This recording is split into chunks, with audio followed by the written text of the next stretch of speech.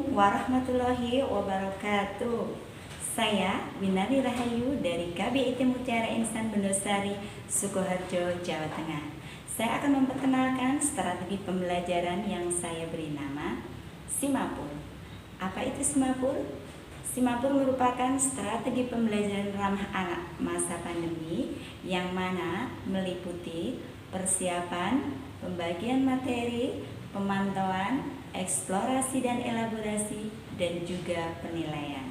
Simapur merupakan strategi pembelajaran yang memadukan pembelajaran di rumah dan di sekolah yang didukung oleh materi yang dapat diakses secara daring oleh semua peserta didik dan dengan menggunakan media yang ada di sekitar atau sering kita sebut media LUSPA. Metode apa saja yang dipakai dalam Simapur? Ada luring, daring, dan juga metode tatap muka. Tahap implementasi dalam Simapur yang pertama adalah persiapan, yang mana metode ini kita sosialisasikan kepada seluruh wali murid, bisa melalui online dan juga bisa melalui offline dengan pertemuan terbatas. Untuk yang kedua adalah pembagian materi, bisa berupa video pembelajaran ataupun link YouTube dari kami ataupun juga dengan melalui flyer. Untuk yang ketiga adalah pemantauan kegiatan, bisa kita lakukan dengan WA group ya. Sebagaimana kita sebagai seorang guru mengecek kegiatan apakah Ananda di rumah sudah menerima materi yang kita berikan dan bisa menggalinya dengan keluarga ataupun dengan ayah bunda di rumah. Untuk yang keempat adalah eksplorasi dan elaborasi, di mana kita bisa mengeksplor ataupun elaborasi ini kita melakukan bisa melalui video call ataupun juga melalui Zoom Meet ataupun juga dengan pertemuan tatap muka terbatas, di mana materi yang kita sudah berikan yang sudah dipelajari dengan ayah bunda di rumah kita bahas kembali dengan Ananda di sekolah ataupun lewat online. Nah, di situ kita bisa melakukan pendalaman pembahasan materi. Eksplorasi apa yang sudah didapat oleh anak, pengalaman apa yang sudah didapat oleh anak. Di situ nanti anak akan menceritakan pengalamannya yang dia dapat dari ayah bunda di rumah selama belajar dengan ayah bunda. Untuk yang terakhir adalah evaluasi, di mana kita melakukan penilaian, mencari kelemahan dan kekurangan hingga kita memberikan solusi-solusi buat orang tua di rumah dan kita sebagai guru di sekolahan. Alasan kita memilih strategi pembelajaran Simapur karena memiliki beberapa keunggulan. Untuk yang pertama, keunggulannya adalah berbasis perkembangan usia anak, di mana kita belajar dengan bermain sehingga anak belajar secara menyenangkan dan juga melibatkan keterlibatan orang tua agar pembelajaran bisa mendapatkan hasil yang maksimal. Untuk keunggulan yang kedua adalah memfasilitasi anak bisa bermain secara kontekstual dari ragam main yang kita sediakan dan juga dari percobaan-percobaan yang kita berikan. Keunggulan yang ketiga adalah mendukung pembelajaran yang aktif, interaktif, kreatif, inovatif, dan juga efektif serta menyenangkan dan bermakna.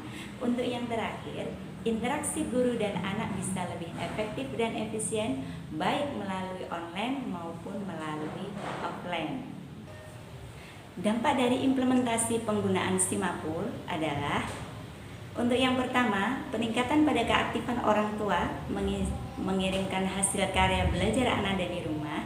Untuk yang kedua, peningkatan keaktifan Ananda dalam mengikuti pembelajaran baik online maupun offline. Untuk yang ketiga adalah peningkatan capaian perkembangan anak baik dari nilai agama moral, fisik motorik, kognitif, bahasa, sosial maupun seninya.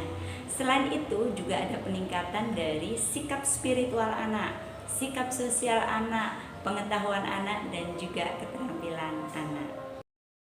Beberapa kendala dan solusi dalam pelaksanaan strategi Simapur. Yang pertama, sinyal kurang mendukung. Yang kedua, masih ditemui orang tua yang mengalami kesulitan saat menggunakan media online. Kemudian yang ketiga, jarak rumah orang tua wali murid yang digunakan terbatas jarak dan fasilitas prokes. Untuk yang keempat, waktu orang tua untuk mengikut sertakan anak dalam kegiatan Zoom terbentur pada jadwal aktivitas kerja orang tua. Nah, untuk penyelesaian ataupun solusi yang kita berikan, yang pertama, guru merekod kegiatan pertemuan, Kemudian untuk yang kedua, memberikan bimbingan dan pendampingan kepada orang tua, baik secara langsung maupun melalui WA pribadi. Untuk yang ketiga, memberikan alternatif pilihan tempat belajar. Yang rumahnya jauh bisa kunjung individu, dan rumahnya dekat bisa difasilitasi dengan kunjung kelompok. Untuk fasilitas prokes, kita memberikan cuci tangan, hand sanitizer, tisu, dan juga masker. Untuk yang keempat, selalu membangun komunikasi atau berdialog dengan orang tua untuk bisa saling melonggarkan waktu dengan beberapa pilihan waktu daring yang kita sepakat. Itu tadi sekilas tentang Simapur, semoga bermanfaat. Pandemi segera berlalu, proses belajar mengajar bisa berjalan dengan lancar, sehingga tujuan pembelajaran bisa mendapatkan hasil yang maksimal. Pulihkan pendidikan, sukseskan merdeka bermain. Mohon diikhlaskan apabila ada salah hilaf dari saya. Wabillahi taufiq wal hidayah. Wassalamualaikum warahmatullahi wabarakatuh. See you next time.